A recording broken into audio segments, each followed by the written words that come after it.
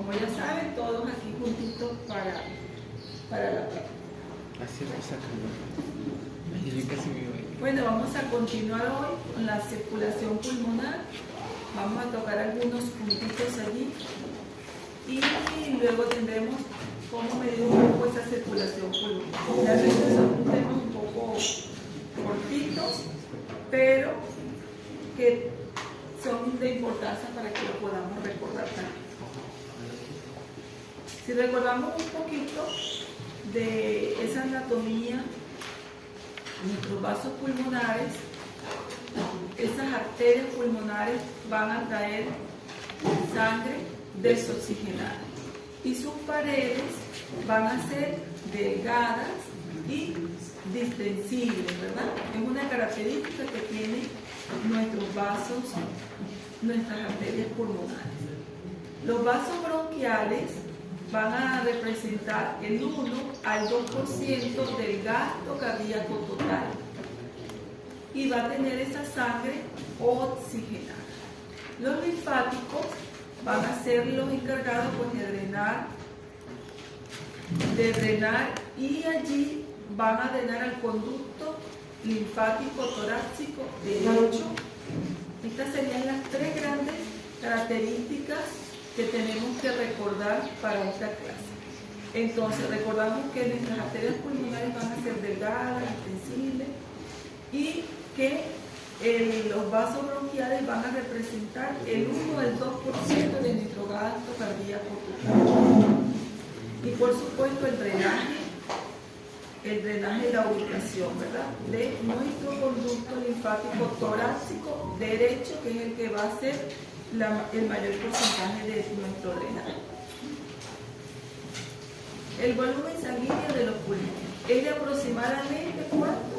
450 ml y va a corresponder a ¿qué? Al 9% del volumen de la sangre de todo nuestro aparato circulatorio. Representa el 9% y en nuestros capilares pulmonares van a estar allí siempre estancados o allí siempre circulando 70 ml de sangre siempre en ese lugar. Y el resto va a estar entonces en los pulmones y va a ser como una reserva allí que tenemos, ¿verdad? Tenemos como esa reserva de pulmón. Si restamos 450-70 es lo que va a quedar allí entonces en el resto de nuestros pulmones. Los pulmones van a ser entonces reservorios, almacenes de sangre de un poquito de sangre, ¿no? Digamos esta cantidad, pero 70 ml de este 450 van a estar en nuestros capilares pulmonares.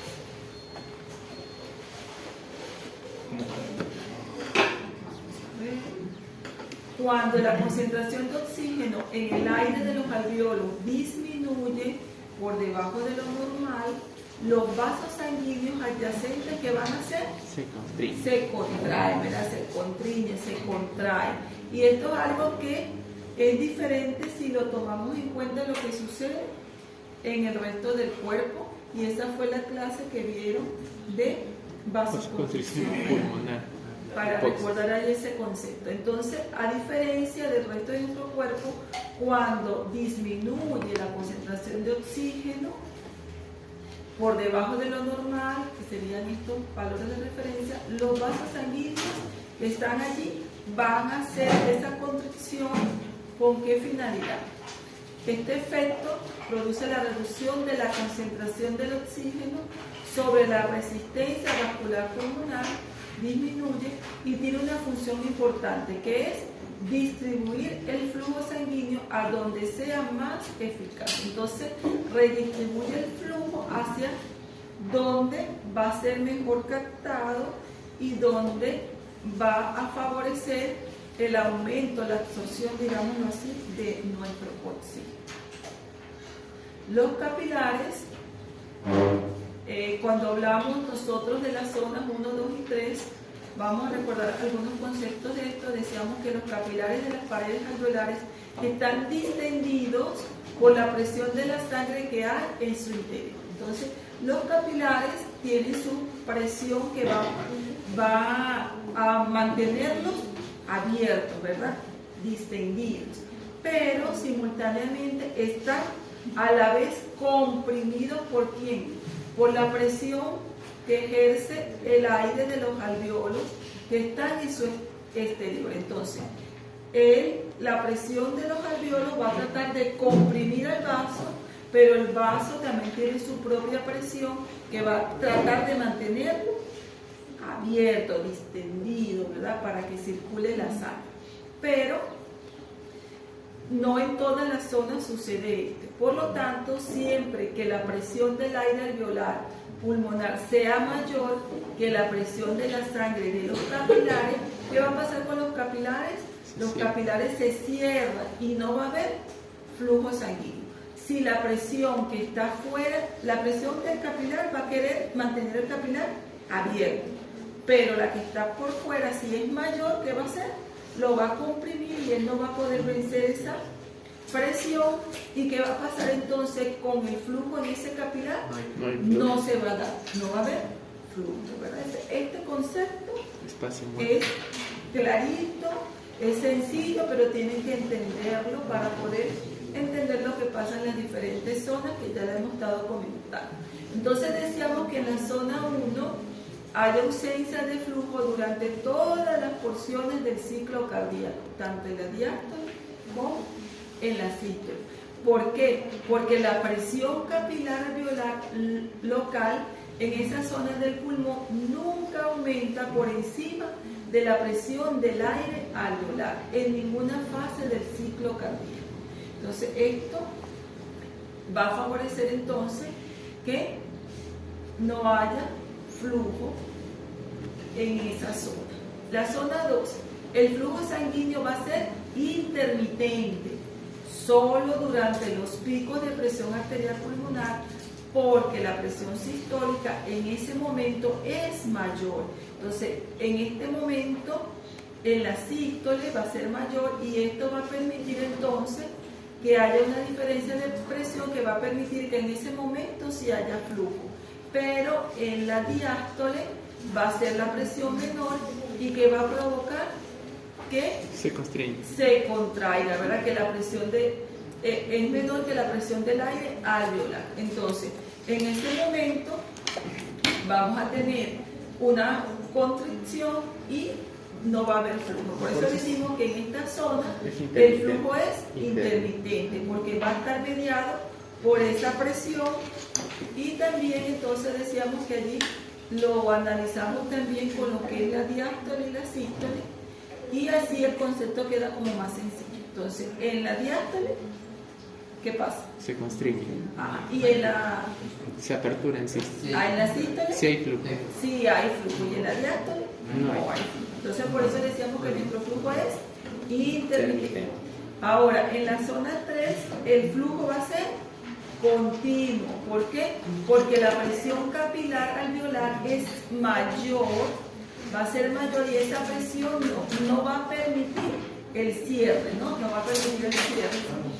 Que la presión del aire alveolar durante todo el ciclo cardíaco, o sea, no puede vencer, no es vencida esta presión, ¿verdad? Por la presión alveolar, no va a ser vencida, y por lo tanto el flujo sanguíneo siempre va a ser continuo en la zona 3. Normalmente los pulmones solo tienen un flujo sanguíneo, entonces en la zona 2 y en la zona 3. La zona 2 el flujo es intermitente y la zona 3 el flujo va a ser continuo. El ejercicio convierte los vértices pulmonares desde un patrón de una zona de flujo de zona 2 a un patrón de flujo de zona 3. Entonces, en los vértices, cuando estamos en ejercicio, hay aumento del flujo sanguíneo, aumento del gasto cardíaco, y por lo tanto va a haber una modificación del flujo y de las presiones, favoreciendo entonces que haya flujo mayor en ese sitio. Y bueno, aquí está el concepto que estábamos hablando. Aquí la presión alveolar va a vencer esta presión capilar, ¿verdad? La vence y por lo tanto no va a haber flujo. Aquí el flujo va a ser intermitente porque en la diástole no va a permitir el flujo, y en la sístole, como dice acá, Sí, permite. sí va a permitir. Aquí dice, aunque la presión arterial diastólica disminuye, la presión arterial sistólica aumenta por encima de la presión del aire alveolar, aunque la presión arterial diastólica disminuye por debajo de la presión del aire alveolar. Entonces, esta diferencia en lo que es la diástole y la sístole es lo que va a permitir ese flujo intermitente. Y aquí sí recordamos que nuestro flujo va a ser continuo porque la presión Siempre va a ser mayor. la presión capilar siempre va a ser mayor y va a mantener siempre el vaso dilatado, abierto, digamos así, ¿no? Doctor, una consulta. En ese caso el ejercicio transforma la zona 1, decía que la zona 1 lo transformaba de intermitente a continuo. Sí, ahí va a haber el aumento, que lo vamos a ir viendo un poquito más adelante. Entonces va a favorecer, como decíamos acá, el ejercicio convierte los vértices pulmonares desde un patrón de flujo de zona 2 a un patrón de flujo 3. O sea, va a haber flujo continuo allí. Entonces, ¿cuál sería la dinámica capilar pulmonar? La presión capilar pulmonar va a ser de 7 milímetros de mercurio. Vamos a tener una fuerza total de salida y una fuerza total de entrada, y vamos a tener una diferencia de esa fuerza que va a permitir entonces la filtración. Vamos a tener las interrelaciones entre las presiones. Entonces, nuestra fuerza total de salida va a estar dada ¿por qué? Por la fuerza que tiende a producir las salidas de líquido desde los capilares hacia el intersticio pulmonar, y ahí vamos a tener nuestra presión capilar, que va a ser de 7. Nuestra presión coloidosmótica del líquido intersticial es de 14 y la presión negativa del líquido intersticial es de 8. Entonces aquí tendríamos una fuerza total de salida de 29, que va a querer sacar entonces el líquido, ¿verdad? Y vamos a tener una fuerza que tienden a producir la absorción de ese líquido hacia los capilares, y ahí estaríamos hablando de nuestra presión coloidosmótica plasmática, que sería de 28. Entonces nuestra sumatoria de nuestra fuerza total de salida que quiere sacar los líquidos es de 29, ¿no? De nuestros capilares. Y lo que quiere entrar los líquidos es de 28. Entonces tenemos una diferencia de ¿cuánto?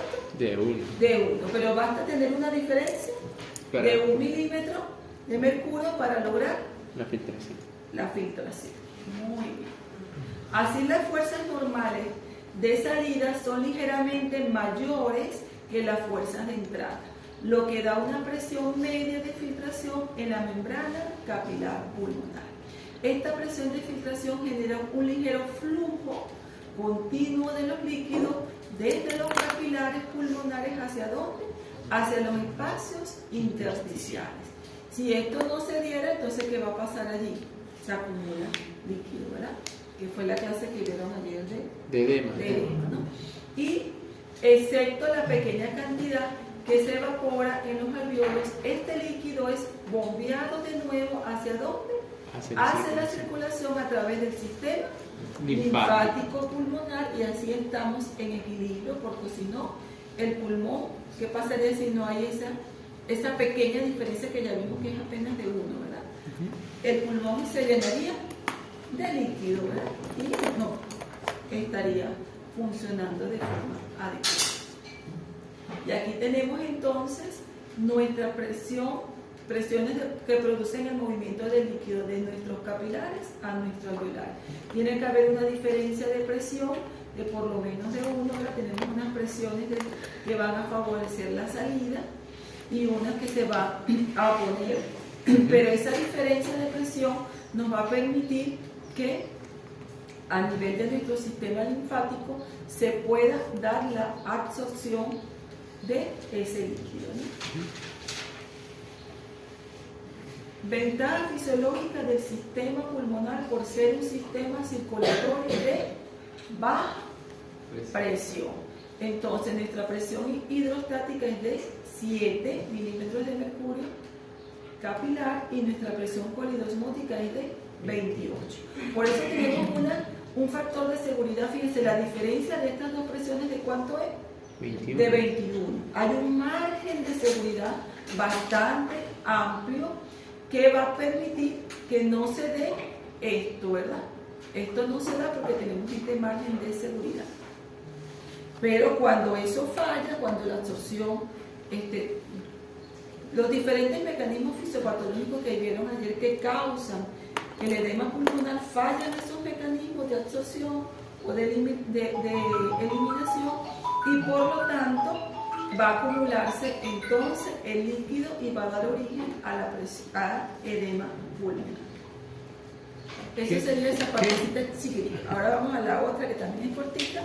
Son algunos conceptos que vamos a ir tocando, pero en la otra vamos a recordar algunas cositas adicionales. Doctora, disculpe, ¿la reserva que tenía el pulmón siempre de sangre se refería con 70 ml o la diferencia de 450 menos ese 70 ml? O sea, son unos 400 quitando, pero vas a tener esos 70 en los capilares, siempre. Y el resto en el resto del pulmón. Pero si suman las dos cosas, es nuestra reserva de sangre que tenemos en nuestro pulmón. Por eso hay una sangre que siempre va a estar ahí en los pulmones. Ah, la suma, nada. Sí, la suma es el total.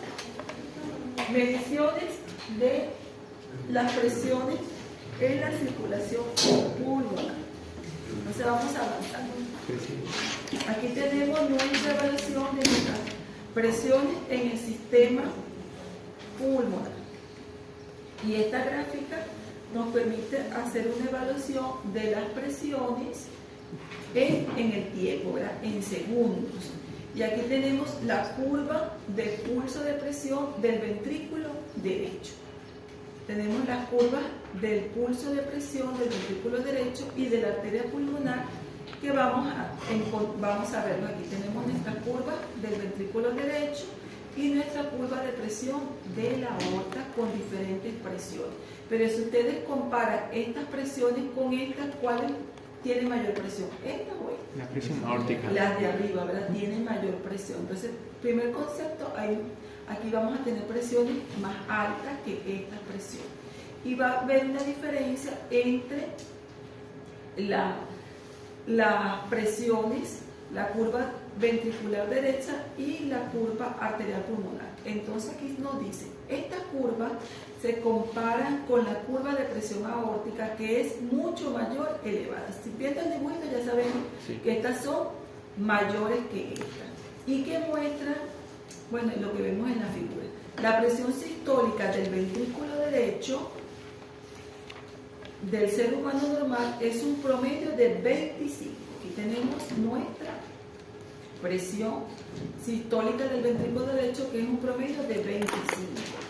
Y la presión diastólica es en promedio aproximadamente de 0 a 1. Fíjense de aquí, de 0 a 1.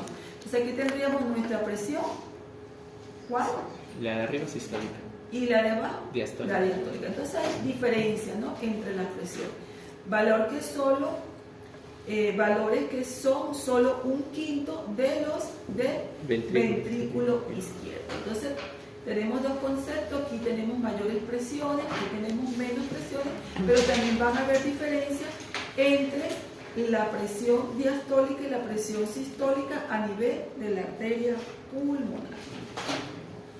Entonces las presiones de la arteria pulmonar. Durante la sístole, la presión en la arteria pulmonar es esencialmente igual a la presión que hay en todo el ventrículo derecho, como también se muestra en la figura. Sin embargo, después del cierre de la válvula pulmonar, al final de la sístole, la presión ventricular cae. Entonces, aquí cae la presión ventricular. Aquí tenemos nuestra presión De la arteria pulmonar. y aquí hay una caída de la curva a nivel ventricular, ¿verdad? Sin embargo, después del cierre de la válvula pulmonar, al final de la sístole, la presión ventricular cae súbitamente mientras que la presión de la arteria pulmonar disminuye lentamente. Entonces fíjense que ustedes ven en la curva, aquí nos está diciendo el concepto, aquí cómo cae la curva drásticamente, ¿verdad? Fíjense que la caída aquí es drástica, la caída, ¿verdad? En cambio, si vemos esta curva, su caída ¿cómo es? Más sostenida, más suave, digámoslo así, más lentamente, a medida que la sangre fluye a través de los capilares pulmonares. Entonces volvamos a repetir. Después del cierre de la válvula pulmonar, al final de la sístole, Sí. la presión ventricular cae súbitamente, mientras que la presión arterial pulmonar, ¿qué pasa? Decae lentamente. Disminuye lentamente a medida que la sangre fluye a través de los capilares pulmonares. Entonces ahí tendríamos nuestra segunda diferencia en la curva, la caída de la presión. Y aquí tenemos entonces nuestra diferencia de presiones. Nuestra arteria pulmonar en la sístole es promedio de 25. Entonces vamos a buscar aquí nuestra arteria pulmonar en la sístole, una presión de ¿cuánto? 25. De 25. Y en la diástole es de 15. 8. y la presión media, 15. la diferencia de esta presión 15. es de 15. ¿A nivel de dónde? De la arteria pulmonar. Entonces recordamos la presión arterial de la arteria pulmonar en la sístole es de 25. en la diástole De 8. y la media 15. de 15. Entonces fíjense ustedes, si seguimos viendo en nuestro dibujo, cómo empieza a disminuir las presiones a nivel de los capilares pulmonares. Entonces, a nivel de los capilares pulmonares, nuestra presión media es de ¿cuánto? 7. De 7. Nuestra presión media es de 7. La importancia de esta baja presión capilar la vamos a analizar más adelante. Pero si ustedes analizan ya el dibujo, ya nosotros podemos ver que hay mayor presión en ¿dónde? En la arteria pulmonar. En la arteria pulmonar. Y a medida que vamos analizando la circulación y llegamos a nuestros capilares pulmonares, la presión va Disminuyendo. disminuyendo. Y nuestra presión media que teníamos acá de 15 baja a 7. Y en la aurícula, entonces, también vamos a tener que en la aurícula izquierda, fíjense, la presión también es menor que la presión capilar y mucho menor que la presión de la arteria pulmonar.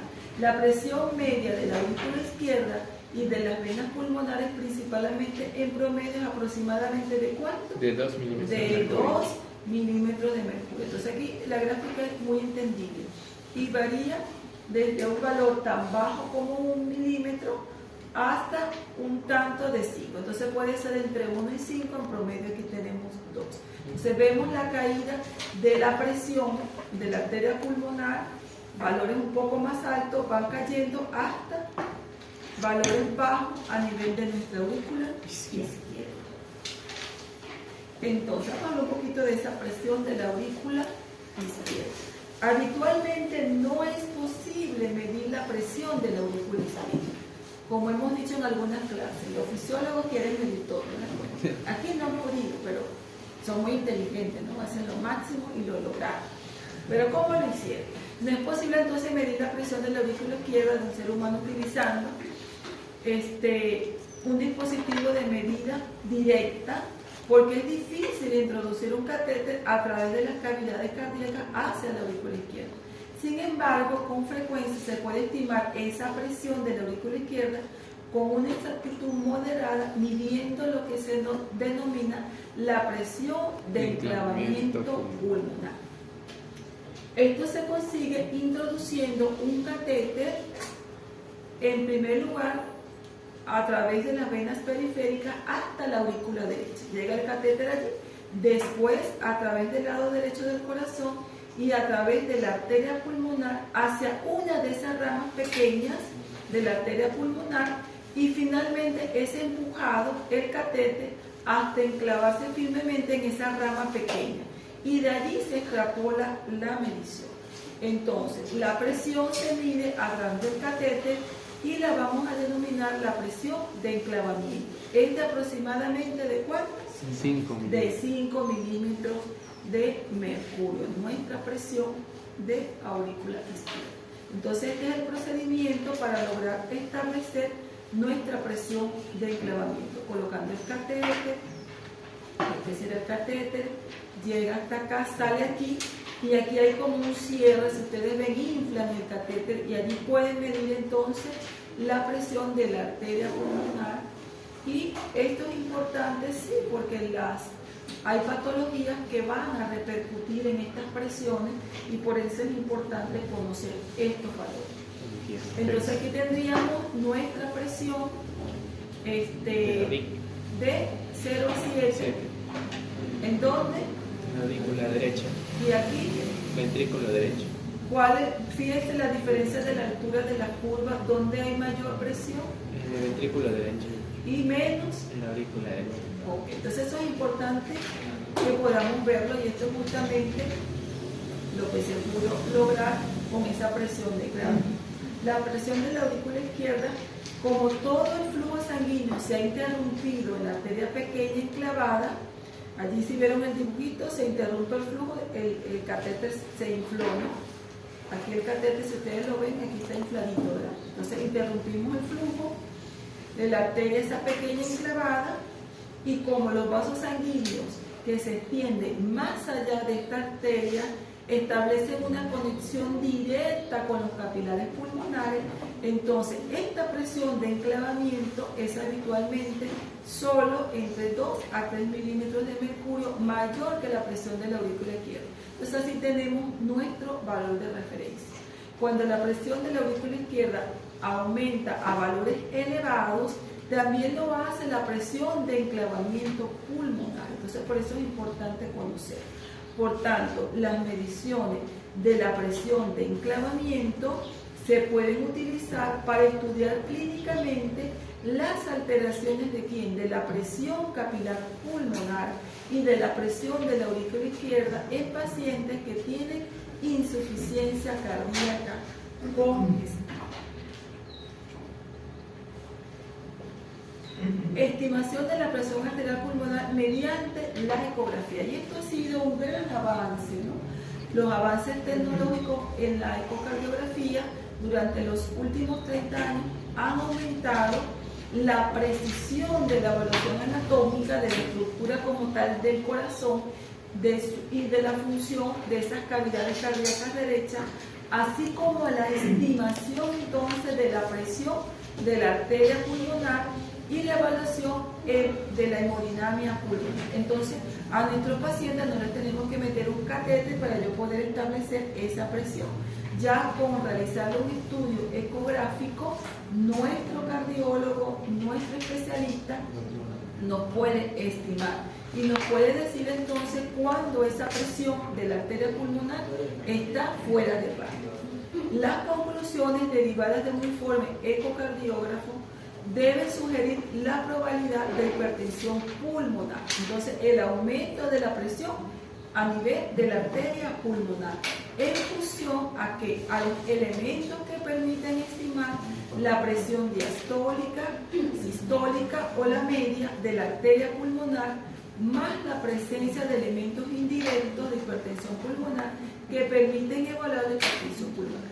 Entonces, el cardiólogo va a poder evaluar y estimar haciendo no solamente evaluación numérica, ¿no? de las presiones diastólica, sistólica, la media de la arteria pulmonar, sino que va a tomar otros signos indirectos y así puede darnos en forma sencilla a nosotros los médicos, que de repente no somos especialistas haciendo la ecografía, pero sí nos va a dar el resultado de la presión de ese paciente en su arteria pulmonar, y para nosotros va a ser importante porque va a haber patologías donde vamos a tener hipertensión pulmonar, tanto en niños como en adultos. Los niños no se escapan de eso. Entonces, actualmente la ecografía es reconocido como un excelente método de evaluación diagnóstica, porque me permite decir el paciente tiene hipertensión pulmonar, pronóstica porque me da la severidad de la hipertensión, y evolutiva de la hipertensión pulmonar, porque el paciente recibe un tratamiento y puede ver si su presión disminuye o no con el tratamiento establecido. La hipertensión pulmonar crónica es una condición patológica definida como un valor sostenido, entonces se mantiene el valor elevado de la presión arterial pulmonar media en valores en reposo de ¿cuánto? De 25 milímetros de mercurio, diagnosticada mediante cateterismo también de las cavidades derechas. La presión de la arteria pulmonar media normal oscila entre 14 más o menos 3. No me dan competencia, señorita. Si quieren conversar, y yo no tengo problema. ¿Okay? Entonces aquí tenemos que nuestro rango de normalidad de la presión arterial pulmonar media es de ¿cuánto? De 14 más o menos 3 milímetros de mercurio, con un límite máximo de normalidad de ¿cuánto? De 20. ¿Okay? El significado clínico de la presión arterial media entre 21 y 24 todavía es incierto, qué es lo que está pasando en ese paciente. Los pacientes en este rango que deben de ser evaluados, debe hacer un seguimiento clínico para ver hacia dónde van estas presiones en el paciente, qué va a pasar en el tiempo en ese paciente. Pero nosotros entonces tenemos que evaluar nuestro resultado y poder establecer si nuestro paciente está o no con hipertensión pulmonar.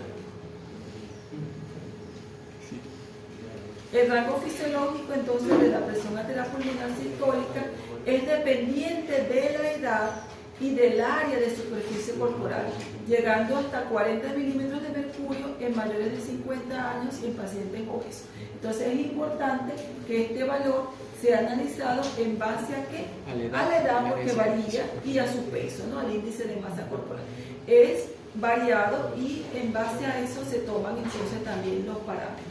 Este aumento de los valores de la presión arterial pulmonar es más común en qué pacientes. En diabéticos hay riesgo y probablemente se deba a menor complacencia de la arteria pulmonar o a presiones de llenado del ventrículo izquierdo anormal. Eso puede explicar desde el punto de vista fisiopatológico porque en estos pacientes van a tener valores más aumentados de presión arterial pulmonar. Y aquí tenemos la clasificación clínica de hipertensión pulmonar, donde fíjense que nos va a dar una clasificación de localización, ¿verdad? Hipertensión pulmonar a nivel arterial, a nivel venosa, hipertensión pulmonar asociada a enfermedades respiratorias y a hipoxia, hipertensión pulmonar debida a enfermedades trombóticas crónicas, hipertensión debida a enfermedades de la vasculatura pulmonar. Entonces, los grupos, dependiendo de la patología, nos va a dar entonces la clasificación, ¿no? La ecografía tiene un rol entonces fundamental tanto en el screening, el diagnóstico, la identificación del paciente con hipertensión pulmonar, como en la detección de patologías también. ¿Por qué? Porque el cardiólogo va a ser capaz de evaluar si hay una patología valvular, si hay una disfunción diastólica o sistólica izquierda, nos va a definir si hay cardiopatía congénita, etc. Entonces va a evaluar tanto la anatomía y en base a la anatomía puede decir, bueno, la causa puede ser porque anatómicamente el paciente tiene, por ejemplo, alteraciones valvulares. Entonces ya se puede identificar cuál sería la causa. En adición a la evaluación diagnóstica, la ecografía aporta información anatómica entonces y funcional de las cavidades derechas y del lecho pulmonar y es fundamental en la estimación del pronóstico del paciente, porque no es igual decir que tenga una disfunción importante diastólica izquierda a que sea de repente leve, ¿no? En lo que es la severidad de ese paciente. Es también el método alternativo en la evaluación de la progresión y de la respuesta al tratamiento en el seguimiento. Sin embargo, hay pacientes que van a progresar hacia el deterioro, forma parte de la fisiopatología, de la misma enfermedad, ¿no? Pero hay otras que sí, probablemente con su tratamiento van a mejorar. Entonces, esto también en el seguimiento que el cardiólogo le hace a la evaluación de las presiones, el médico puede ver cómo está evolucionando su paciente, si está mejorando, si no está mejorando. Y aquí tenemos entonces, para recordar, esto me lo van a decir ustedes. Aquí que tenemos, bueno, están los nombres, que llega a nuestra aurícula Derecha. derecha y derecha. Las venas cavas, tanto La superior e vena inferior. cava, superior e inferior, Vena coronaria. y luego pasan a dónde, A ventrículo Esa derecho. sangre. Ventrículo derecho. y luego Por el tronco sale pulmonar a dónde. a las arterias pulmonares. ¿Cuántos centímetros hay aquí? A 3, de 4. Un punto. 5. ¿Cuánto? Diámetro. La trayectoria, la distancia. 5, 5. 6. 5, sí, ya. 5. 5. Está bien. Y luego, ¿qué pasa? Se Bifurca. bifurca, ¿verdad? En arteria pulmonar. Derecha y izquierda. y izquierda. Y luego, ¿qué viene entonces a nuestro ventrículo izquierdo? Venas Las pulmonares. venas pulmonares derecha E izquierda. e izquierda. Pasa la sangre aquí y luego va a dónde? Al ventrículo izquierdo. Y luego de allí A la aorta. sale a la Aorta. aorta. ¿Ok? Listo. No tuve yo que decir nada, casi todos están claros con esto. Era para recordar entonces aquí esa parte anatómica. Entonces, nuestro ventrículo derecho y el ventrículo izquierdo difieren tanto en anatomía como funcionalmente. Nuestro ventrículo derecho presenta cambios acentuados durante el desarrollo, en especial después del nacimiento. La fisiología cardiovascular fetal presenta una circulación pulmonar de alta resistencia y una circulación sistémica de baja resistencia. A través del foramen oval y del ducto arterioso, el flujo se dirige hacia dónde? De derecha a izquierda, de tal manera que la presión aórtica y pulmonar se mantienen similares allí cuando estamos en nuestra vida intrauterina. Tanto el ventrículo derecho como la pared libre del ventrículo izquierdo tienen un grosor y una fuerza semejante durante la vida fetal, con un septo intraventricular rectificado. Entonces, esto es intrauterino. Y aquí tenemos entonces nuestra circulación fetal. Aquí tenemos nuestra placenta, que tenemos aquí nuestra vena umbilical que lleva la sangre ¿de qué tipo? Oxigenada. Oxigenada, ¿verdad? ¿A dónde? A la aurícula derecha. Y allí se comunican estos dos sistemas a través de Foramen oval. el foramen oval, que luego del nacimiento se Cierra. Pero también tenemos otra comunicación aquí, Sí. que es El ductus arterioso. el ducto arterioso. Entonces aquí tenemos estos sistemas que después del nacimiento, de forma fisiológica, deben de cerrarse, ¿verdad? Para que todo esté ya con los cambios propiamente de nuestro sistema en el adulto. Luego del nacimiento, entonces, la hipertrofia del ventrículo derecho disminuye y el corazón se remodela de acuerdo a su configuración característica, donde vamos a tener que el ventrículo izquierdo de sección es elíptica y el ventrículo derecho es semilunar.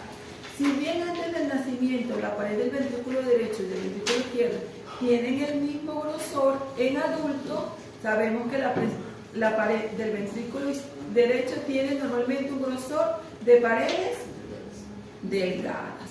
Bombea el mismo volumen que el ventrículo izquierdo de paredes más gruesas.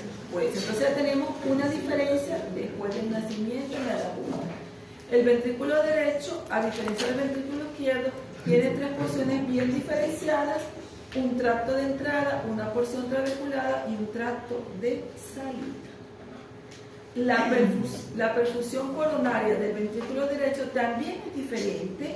Normalmente el ventrículo izquierdo se perfunde en la diástole, mientras que el ventrículo derecho se perfunde tanto en la sístole como en la diástole. Tengo diferencias, ¿no?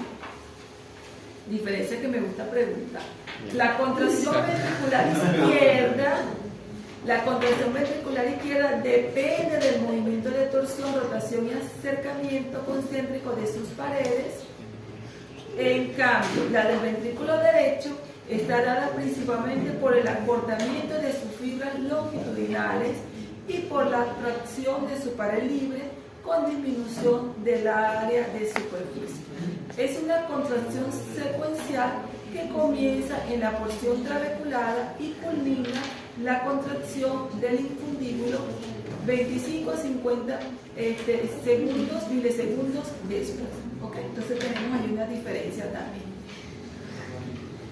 Estas peculiaridades características anatómicas y fisiológicas, junto con la posición retroesternal del ventrículo derecho, hace que su valoración ecocardiográfica sea compleja, ¿verdad? Por su anatomía y por también su fisiología.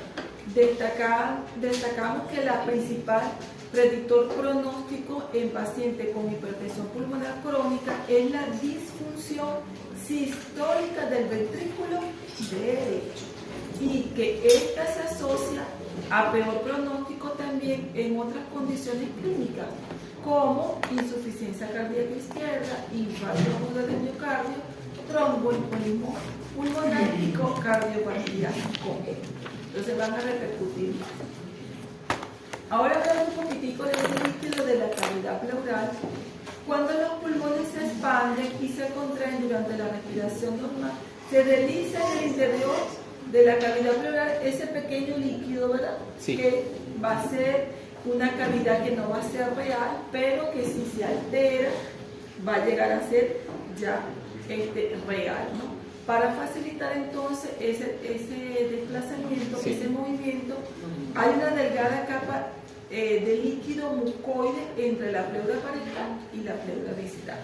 La membrana pleural es una membrana serosa, mesenquimatosa, porosa, a través de la cual trasuda continuamente pequeñas cantidades de líquido intersticial hacia el espacio pleural.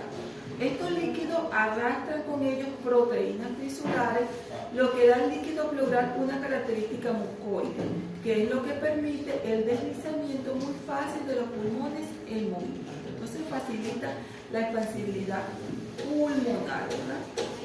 Pero esto también tiene que tener un equilibrio en lo que es la producción del líquido y la absorción.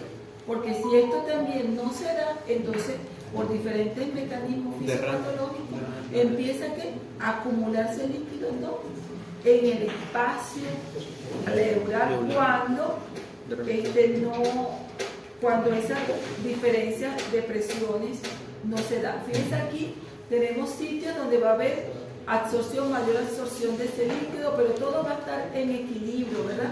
No va a haber problema ni con los linfáticos, ni con las presiones de las arterias, ni los alveolos construidos, no va a haber nada, todo está en equilibrio para que todo funcione bien. La cantidad total de líquido en cada una de las cavidades pleurales normalmente es pequeño, solo algunos mililitros, ¿verdad?, ml, siempre que la cantidad sea superior a la justa para comenzar a fluir la cantidad a la cavidad pleural.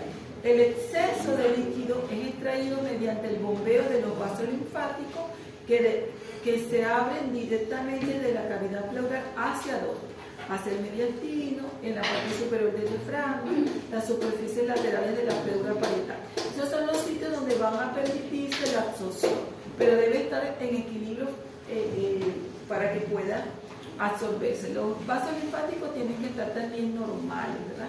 Por tanto, el espacio pleural se denomina espacio vegetal porque normalmente es tan estrecho que no es un espacio físico evidente. Pero si hay alteración de estos mecanismos de absorción, entonces, o de absorción o de producción, sí va a haber acúmulo y este espacio que es virtual se va a hacer real.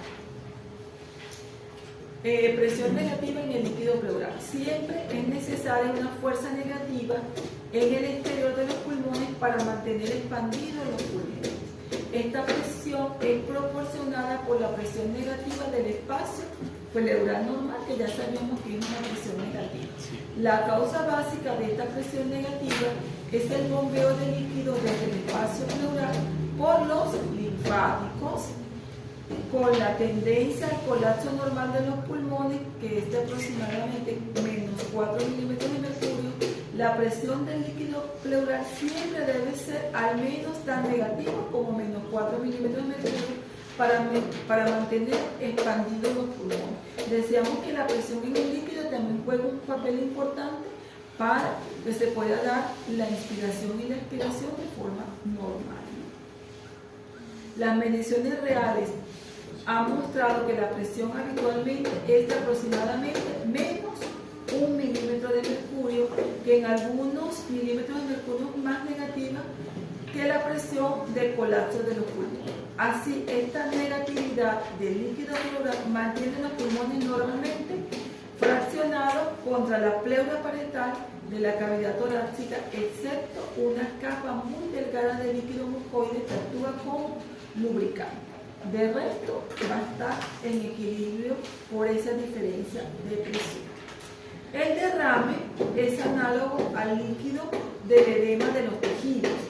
Igual como se producen los mecanismos fisiopatológicos, también se puede producir a este nivel y se puede denominar edema de la cavidad pleural. Las causas de derrame son las mismas que las causas del edema en otros tejidos, porque bueno, va a ser los mecanismos fisiopatológicos pueden contrapolarse, ¿verdad? Puede haber bloqueo del drenaje linfático desde la cavidad pleural. Dijimos que todo tiene que estar en equilibrio. El drenaje linfático está bien, pero ¿qué pasa si ese drenaje está bloqueado? No se da, se acumula líquido. La insuficiencia cardíaca da lugar a unas presiones capilares periféricas y pulmonares excesivamente altas. Entonces, este aumento de las presiones capilares periféricas y pulmonares causadas por la insuficiencia cardíaca da lugar a una saturación excesiva de líquido hacia la cavidad pleural. Entonces, esto también favorece el acúmulo de líquido y es muy frecuente ver entonces en una insuficiencia cardíaca que está descompensado el paciente la ocultación, porque ya nos llama la atención de que hay disminución de los ruidos, nos orienta hacia edema y ustedes hacen una placa y ven aquí que hay líquido en ambos pulmones, ¿no? Hay líquido en el espacio pleural, hay un derrame pleural en nuestros pacientes con insuficiencia cardíaca que está descompensada. ¿Y en la auscultación, en la auscultación cómo se escucharía?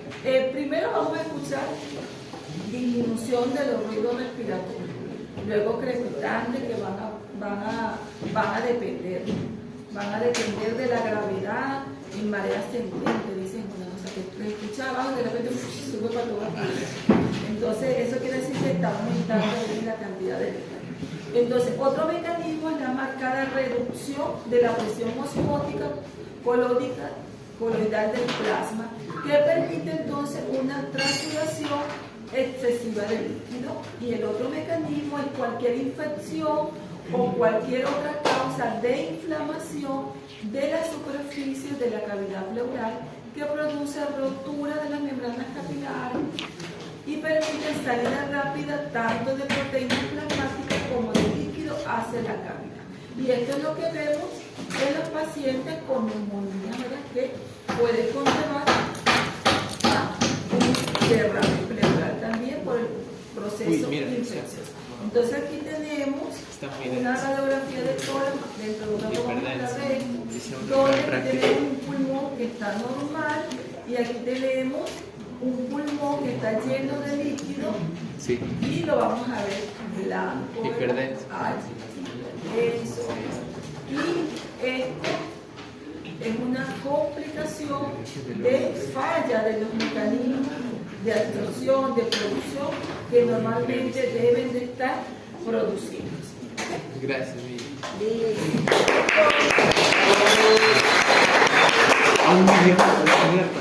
A las 9:20 nos vemos, ¿ya?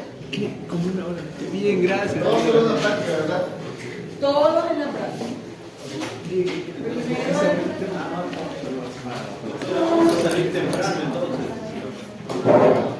Todo depende de mi inspiración. De cuánto me sigue dando la clase.